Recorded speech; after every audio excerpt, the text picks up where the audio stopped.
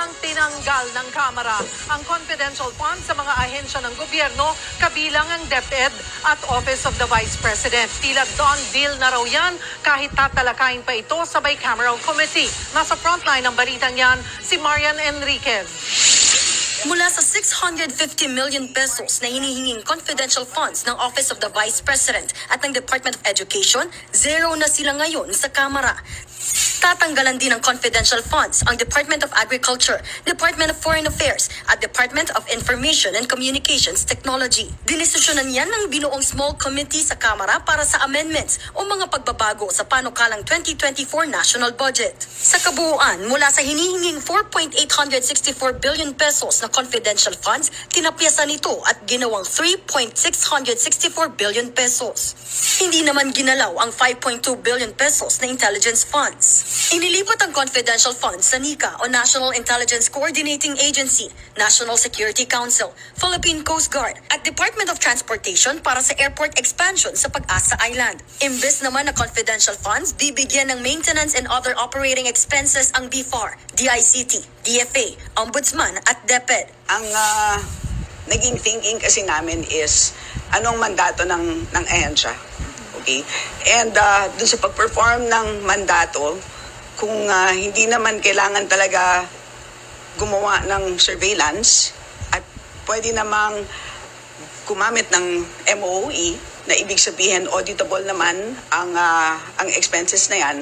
Isa sa mga naging sentro ng budget deliberations sa Kamara ay ang issue sa kontrobersyal na confidential funds at ang accountability nito. Bukod dito, ilan pa sa mga pangunahing problema na sinubukang solusyonan ng small committee sa pag-realign ng mga pondo ay ang pagtatanggol sa soberanya at teritoryo ng bansa, gayon din ang pagtugon sa lumulubong inflation.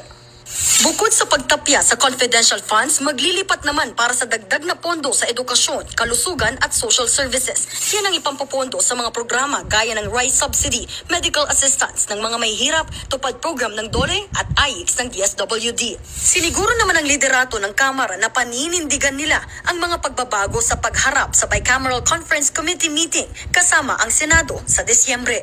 Paano nyo nung nag-announce kami ng will realign the confidential fund? Nag-agree kagad. Nag-bow down kagad ang Senate.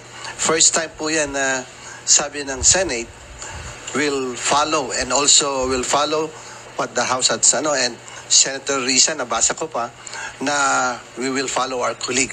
And I heard nag-executive committee kagad sila. That's their decision. So, parang I think it's already a done deal. Sa October 25, nakatakdang isumite ng Kamara ang kopya ng 2024 budget bill sa Senado. Nagbabalita mula sa... Well, that's life. Actually mga Lods, nakakahinayang lang yung vision at gustong mangyari talaga ni VP Inday Sara sa Department of Education. Bakit siya nagre-request ng confidential funds? Bakit, di ba? Kumbaga, bago naman siya humingi ng budget, nakalatag na ang plano. Di ba? At kung ano ang gusto niyang mangyari sa Department of Education.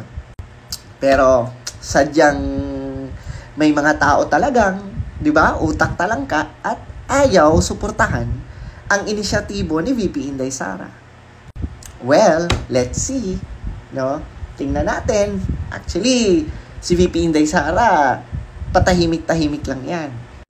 Pero sa totoo lang, ang mga Pilipino ay nanonood sa mga nangyayari ngayon. Kasi ako, as a ordinary citizen, habang napapanood ko lahat, di ba, nakapagtataka talaga kung bakit gano'n na lang, di ba, yung trip, gano'n na lang sila kung makareact, sa confidential funds, di ba, ni VP Inday Sara sa Department of Education.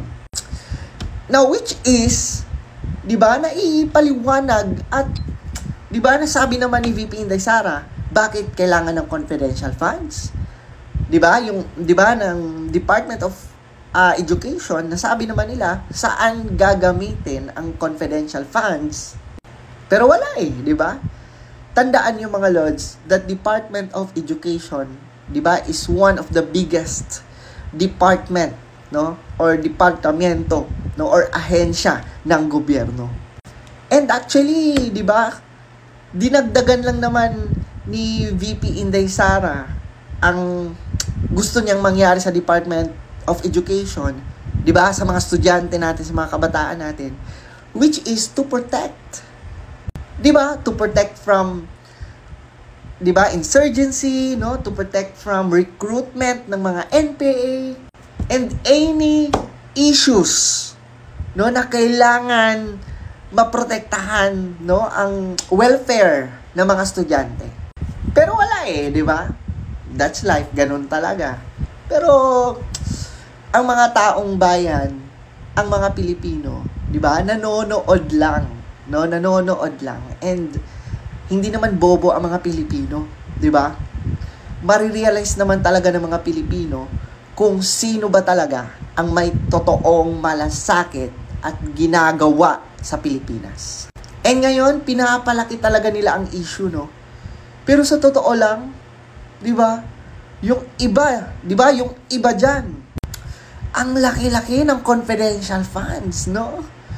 Ang laki-laki ng budget, na which is hindi mo naman alam saan ginagamit, no? Saan nila ginagamit yung budget na yan. Katulad nito, 'di ba? Yung House of Representatives, 1.6 billion. Hindi naman natin alam saan niya gagamitin, 'di ba?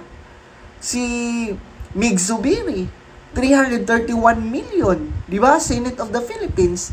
Hindi naman natin alam kung saan, 'di ba, ginagamit. Anyway, may palusot sila. Sabi nila hindi daw yan confidential funds. Meron pa silang term. 'Di ba? Basahin natin. Sabi, no, statement of the Senate Secretary under Zubiri leadership. The Senate has zero confidential funds. The Senate categorically denies the report circulating on social media that the upper chamber has a confidential fund of 331 million for the year 2023.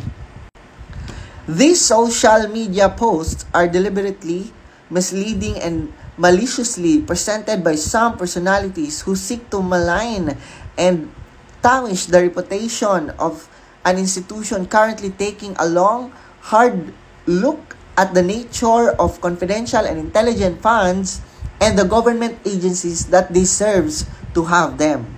Sabi pa dyan, for 2023, only extraordinary and miscellaneous expenses. Iniba nyo pa ang term. Diba? Extraordinary? Anong extraordinary expenses yan? Anong miscellaneous expenses yan? Ang laki-laki naman. 331,942,000. Grabe! Ha? Saan yan pinagagamit? Diba? Ano bang hawak nyo? Question na question kayo kay VP Inday Sara. Ang hawak niya mga kabataan, mga estudyante, mga teachers. Tapos kayo, ano ba yung extraordinary expenses? Wow! What a term! Sinabi pa dyan, the 331.9 million in the Senate's extraordinary and miscellaneous expenses are used among others for meetings, seminars, conferences, public relations, educations, and other activities of the chamber. Hoy, i-detalye nyo, isa-isahin nyo. Diba? Grabe kayo kay VP Inday Sara, tapos kayo, okay lang yan, 331 million? Diba? 331 million for extraordinary expenses. Ano ba yung extraordinary na yun? Mas maiintindihan pa namin ang confidential. Pero yung extraordinary para saan? Diba? Hindi nyo naman yan dinitalye dyan. General lang naman yung ginawa nyong purpose or ginawa nyong rason dyan. Well, diba? Basta alam namin, diba, ang gustong mangyari at purpose ni VP Inday Sara. Bakit siya nagre-request ng confidential funds? And agree kami, no? And at the same time, talagang suportado ko, no, ang pagprotekta, pagtulong, and at the same time, para maiwasan ang insurgency, maiwasan ang recruitment ng mga makakaliwang grupo sa mga estudyante at mas maprotektahan ang welfare ng mga estudyante. Mas approve ako dyan, mas agree ako dyan. And sa palagay nyo, sa ginawa nyo, matatalo nyo si VP Inday Sara? Pinatunayan nyo lang na ayaw nyo magtagumpay si VP Inday Sara.